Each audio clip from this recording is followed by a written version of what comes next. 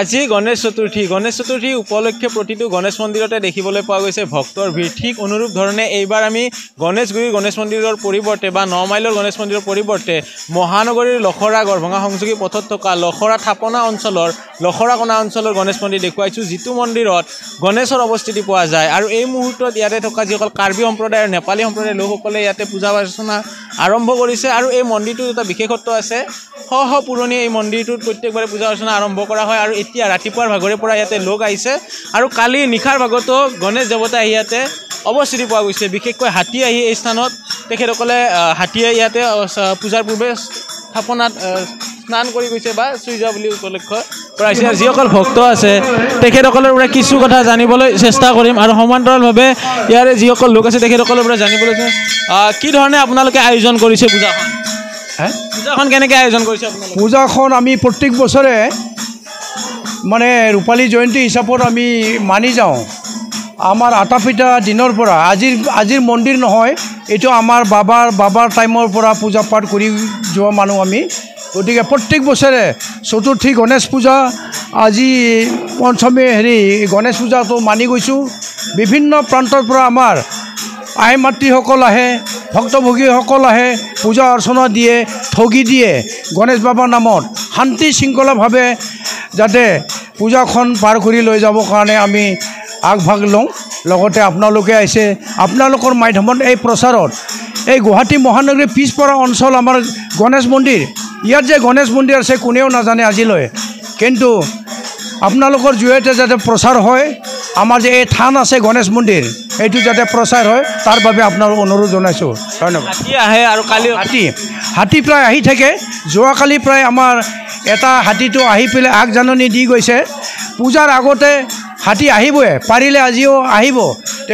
তেওঁৰ নামত আমি প্ৰসাদ এতিয়া জংঘলত এক পাৰ্টি গৈ আছে, এই জংঘলত প্ৰসাদ লৈ গৈছে হাতীক মানে আমাৰ তাতে দিবৰ কাৰণে।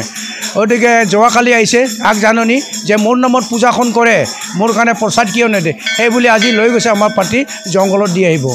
হৈছে লোকবিশ্বাস। তেখেতে উল্লেখ কৰিছে যে ইয়াতে হাতী আহে আৰু হাতী যোৱাকালি নিশাৰ ভাগতো আহিছিলে আৰু আজিও আহিব বুলি তেখেতসকলে আশা কৰিছে, যাৰ বাবে তেখেতসকলে এটা খাদ্যৰ টোপোলা হাতীৰ বাবে পৃথকে তেখেতসকলে দি পঠাইছে। আৰু এনেদৰে ভক্তসকল আহি তেখেতসকলৰ প্ৰাৰ্থনা কৰা পৰিলক্ষিত হৈছে আৰু সমান্তৰালভাৱে জয় গণেশৰ নামেৰে এক প্ৰকাৰ মুখৰিত হৈছে। আৰু এয়া হৈছে গুৱাহাটী মহানগৰীৰ লখৰাকণাৰ দৃশ্য, য'ত বহু লোকে আহিছে। দাদা ক'ৰ পৰা আহিছে? মই ইয়াতে ঘৰ লখৰাকণাতে ঘৰ। প্ৰত্যেকবাৰে আহে? হয়। হাতীও আহে এই থানখন? আহি থাকে হয়। হয়, ভাল লাগে, আহিলে ভালে লাগে। আমি উল্লেখ কৰিছোঁ হয়, একো অনিষ্ট নকৰে আমাক। এই থাপনাখনৰ পৰা তেখেতসকলে বিভিন্ন স্থানলৈকে খাদ্য সম্ভাৰ পঠিয়াইছে হাতীৰ বাবে। ক'ৰ পৰা আহিছে খুৰী কি? আমি ওচৰতে থাকোঁ, গণেশ মন্দিৰৰ ওচৰতে থাকোঁ। থাপনা মানে সঁচাকৈ সদায় এই বহুত। আৰু গণেশ বাবাও নিজে ওলোৱা, নিজে প্ৰকট হৈছে গণেশ বাবা। আৰু আমাৰ ইয়াতো সকলো মানুহে মানে আহি নাম গাই পূজা কৰে। ইয়াত কোনো হেৰি নাই, আৰু নামঘৰো আছে ইয়াতে।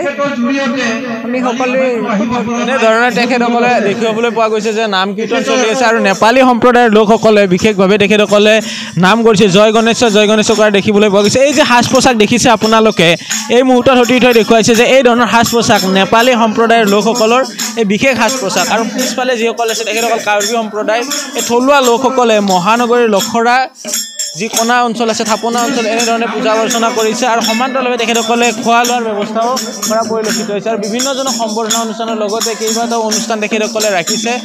এই মুহূৰ্তত উল্লেখ কৰিছোঁ যে গণেশ মন্দিৰত গণেশৰ অৱস্থিতি পোৱা যায় বুলি, কাৰণ গুৱাহাটী মহানগৰী এখন ঐতিহ্যমণ্ডিত পূজা। তেখেতসকলে প্ৰচাৰৰ পৰা দূৰত্বত আছিলে, এইবাৰ প্ৰচাৰ হৈছে আৰু প্ৰচাৰ হোৱাৰ পিছত বহু লোক হয়তো আহিব। বিশেষকৈ কালিও ইয়াতে গণেশ বাবা আহিছিলে আৰু গণেশ বাবাই নিজে দৰ্শন কৰি গৈছিলে।